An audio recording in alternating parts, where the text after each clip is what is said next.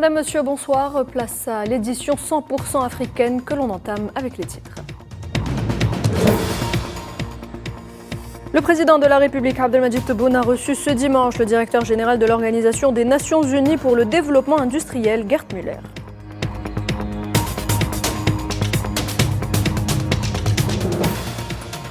Toujours en Algérie, deux pionnières de l'agriculture bio font de leur rêve une réalité. Portrait à suivre dans quelques instants.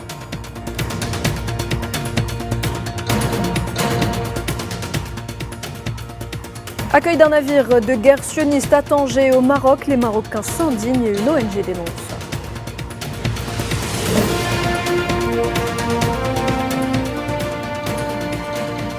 Et puis l'ONG Médecins sans frontières tire la sonnette d'alarme à propos de la situation au Soudan qui provoque l'une des pires crises humanitaires dans le monde depuis des décennies.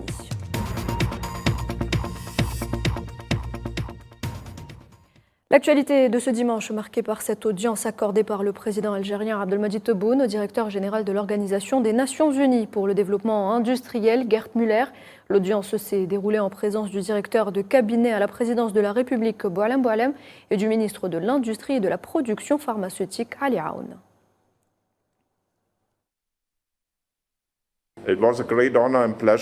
C'était un honneur pour moi de m'entretenir avec le président de la République sur le renforcement des domaines de la coopération avec l'Organisation des Nations Unies pour le développement industriel.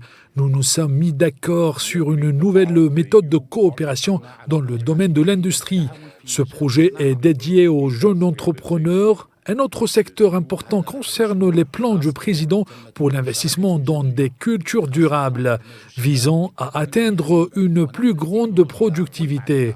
L'ONUDI s'intéresse également à de nouveaux partenariats, principalement l'intégration des jeunes dans la formation professionnelle, le transfert de technologies et de savoir-faire. Franchement, c'était un plaisir pour moi de rencontrer le président de ce magnifique pays et de parvenir à un consensus dans ces domaines de coopération. Et on reste en Algérie pour parler agriculture bio avec ces deux pionnières qui ont réussi à faire de leur rêve une réalité. Ibtissam et Amira ont non seulement diversifié leur production, mais elles ont aussi ouvert la voie à d'autres femmes désireuses de s'impliquer dans l'agriculture, un secteur dominé par les hommes dans le pays. Les détails, Mohamed Wali Ben Chaban. Dans un domaine traditionnellement dominé par les hommes, Ibtissam Mahtout et Amira Messous se démarquent comme des figures d'exception. Les deux amies ont choisi de se lancer dans une agriculture bio sans recours aux pesticides. Il y a 4 ans de cela, c'était pas très fréquent, voilà. Oui. Surtout le domaine agricole, par des femmes. Et surtout qu'on ne faisait pas vraiment partie de ce milieu, donc le fait de pouvoir s'intégrer, ça faisait peur un peu. On a fait quelques formations avec l'association Torba, des initiations à la permaculture, on a appris à planter, à semer, à travailler le sol. Malgré un petit budget, leur travail acharné commence à porter ses fruits. Dans leur ferme écologique, les filles examinent avec fierté leurs récentes cueillettes. Ces produits sont le résultat d'un processus bien appliqué de la plantation à la récolte. On a commencé avec vraiment un petit budget à deux. Juste pour acheter, on a commencé avec 60 000 dinars, juste pour acheter notre outillage de base. On s'est fait un peu aider par le producteur qui a payé un peu la main-d'œuvre les débuts. Mais vraiment, je voulais dire que même à partir de rien, on peut commencer un projet quand il nous tient à cœur et quand on est vraiment passionné. Chaque semaine, Amira et Ibtissam vendent entre 10 et 30 paniers composés de produits saisonniers. Leurs clients soutiennent avec enthousiasme leur initiative. Bon courage, hein. Merci beaucoup, Madame Belhaj. Je viens de Bebzouar et c'est pour encourager l'initiative des filles. Je suis venue la première fois, j'étais tombée amoureuse de l'endroit. De temps en temps, on veut manger quelque chose de sain. Et en plus, quand j'ai découvert les ventes pour des abonnés, j'ai trouvé ces filles très sympas, je voulais les encourager. L'initiative des deux jeunes filles représente un exemple inspirant de la manière dont les femmes peuvent jouer un rôle central dans le développement durable du secteur agricole en Algérie. Je vous le disais en titre, un profond mouvement de mécontentement traverse l'opinion publique marocaine après l'accostage d'un navire de guerre sioniste dans le port de Tanger. Le Front marocain contre la normalisation dénonce une complicité du Marzen dans le génocide en cours à Raza, une implication du Royaume dans l'escalade de violence au Moyen-Orient. Sofiane Baroudi. Pendant que les manifestations et les grandes mobilisations citoyennes se poursuivent pour exiger un cessez-le-feu et la fin du génocide mené par l'entité sioniste contre le peuple palestinien assiégé et affamé depuis de longs mois à Gaza, le régime marocain a permis à un navire de guerre de la marine sioniste d'accoster au port de Tanger.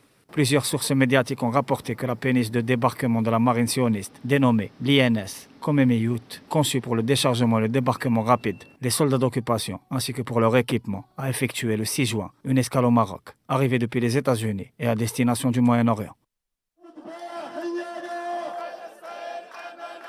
Le Front marocain de lutte contre la normalisation a dénoncé, je cite, le mutisme de l'État, mais aussi sa complicité dans le génocide que mène le régime d'occupation sioniste contre le peuple palestinien. Les expressions de colère et d'opposition contre l'alliance colonialiste et belliciste tissée entre le régime sioniste et celui du Marzen se multiplient dans plusieurs villes du royaume. Alors que la résistance courageuse du peuple palestinien et la solidarité active se poursuit au Yémen, au Liban et ailleurs,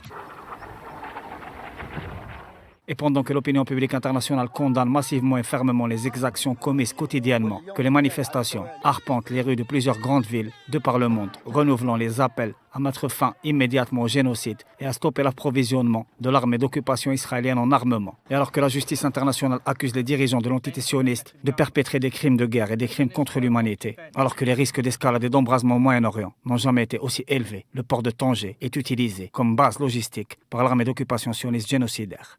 Pourtant, ce n'est pas la première fois que des navires de la marine sioniste accostent au Maroc. En effet, il y a quelques semaines, le cargo Vertom Odette, transportant des armes vers l'entité sioniste, a accosté dans le même port.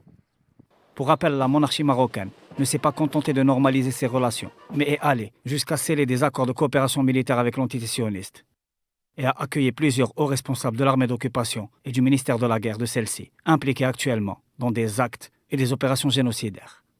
Le mouvement de mécontentement populaire ne cesse d'enfler et les manifestants marocains réitèrent à chaque fois leur solidarité avec le peuple et la cause palestinienne et revendiquent depuis de longs mois la coupure immédiate des accords et la rupture des relations avec l'entité sioniste. La Namibie, par la voix de sa vice-présidente, rejette la colonisation du Sahara occidental par le Maroc. Reçu par l'ambassadeur sahraoui en Namibie, Nathan Bonandi a expliqué que les positions de son pays en faveur de la cause du peuple sahraoui sont fermes et bien établies et accompagneront la juste lutte du peuple sahraoui pour la liberté et l'autodétermination. Tout autre chose à présent, le conflit au Soudan déclenche une crise de réfugiés et anéantit les espoirs de retour. Il faut savoir que plus de 10 millions de Soudanais sont réfugiés dans leur propre pays, un nombre impressionnant révélé lors de la journée mondiale des réfugiés le 20 juin dernier.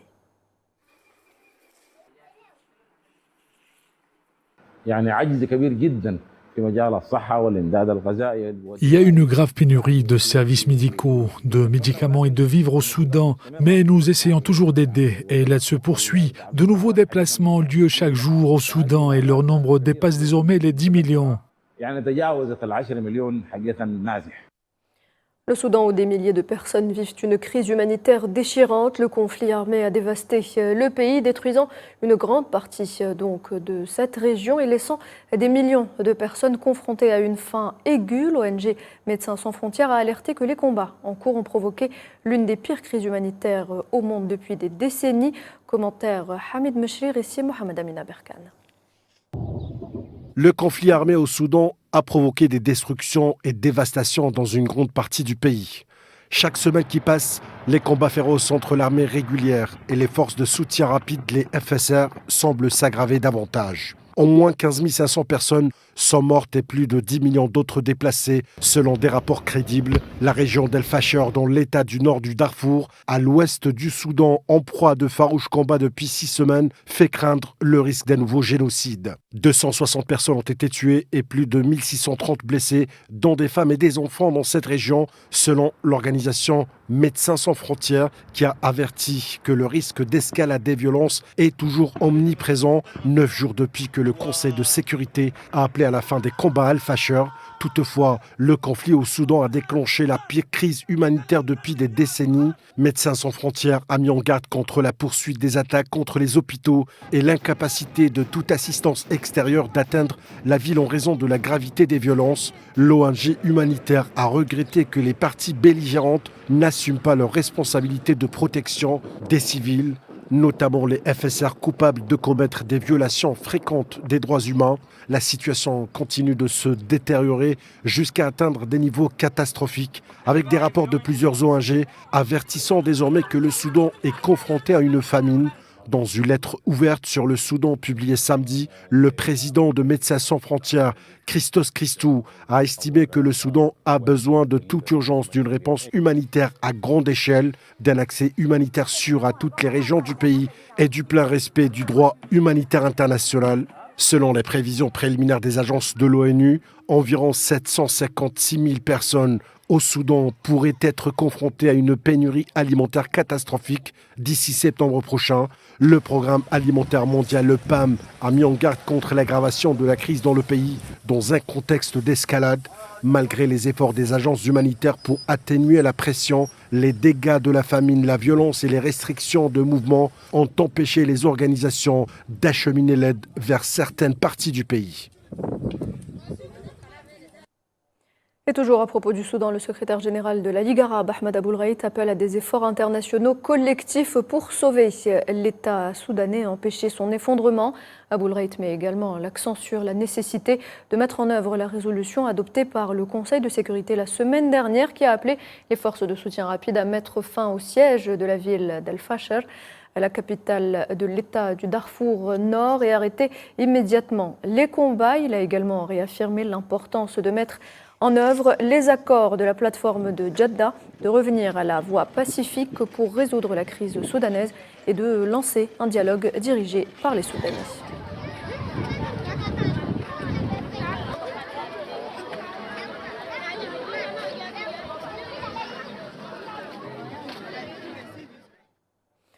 Et puis au Kenya, cette fois-ci, le président William Ruto se dit prêt à une conversation avec des milliers de jeunes manifestants qui se sont rassemblés dans tout le pays la semaine dernière contre un projet de nouvelle taxe. Regardez. Je suis très fier de nos jeunes. Ils se sont avancés sans tribu. Ils se sont avancés pacifiquement. Et je veux leur dire que nous allons les impliquer, que nous allons avoir une conversation pour qu'ensemble, nous puissions construire une grande nation.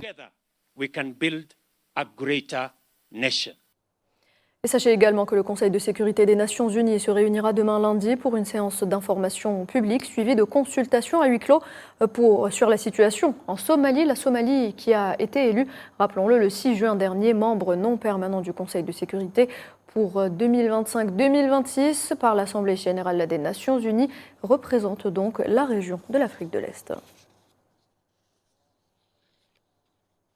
Et enfin, cette dernière information, le gouvernement australien a engagé un financement supplémentaire de 23 millions de dollars pour l'aide humanitaire dans la région de la Corne de l'Afrique, et ce pour aider à fournir des soins de santé, de la nourriture et de l'eau potable. Cette somme comprend 13 millions de dollars australiens, soit 8,6 millions de dollars pour les personnes vulnérables au Soudan et les réfugiés soudanais qui ont été déplacés dans les pays voisins, 6 millions de dollars australiens, soit 3,9 millions de dollars pour l'Éthiopie et la Somalie afin de soutenir les personnes touchées par les crises, et 4 millions de dollars australiens, soit 2,6 millions de dollars pour le Kenya en réponse aux inondations. Et voilà, on arrive à la fin de cette édition 100% africaine. Merci de l'avoir suivi. Je vous retrouve à 19h pour le journal de la rédaction.